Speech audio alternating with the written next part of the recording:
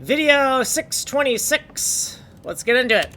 So in the Purehue function section, we've created this RGB to binary 3 RGB function. It's going to tell us what color slot we're in, depending on what RGB triplet we give it. So we're going to make sure that it's exactly equal to this reusable object here. And most of this code is just a cut and paste. So this is our output parameter here. And then we changed RGB to I_RGB. But all this code here is cut and pasted from the function that we're going to go into next. So I'm not going to review this code, but basically, right, I'll review it a little bit.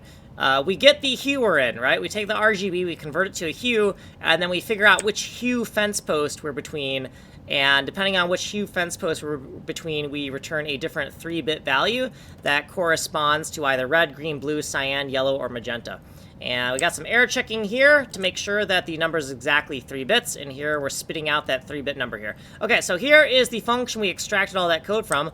RGBA hex, a uint32 here, converted to a 3-bit value telling us which color bracket we're in. So the old code we were doing is now here, and we're only going to run this code if the pixel is not gray. Now, if the pixel is gray, we can't figure out where it is on the color line, because where the fuck is gray on the rainbow? So we've added this new section, gray rainbow, and U32 gray is going to be an arbitrary choice between red, green, and blue, so we're going to bitwise OR it all together to communicate that. And if we are in a dark gray, we're going to return binary 3 0-bits, and if we are in a light gray, we're going to return binary 3 1-bit set, and then we're going to spit that out here. So now we can properly detect shades of gray when we are loading level files.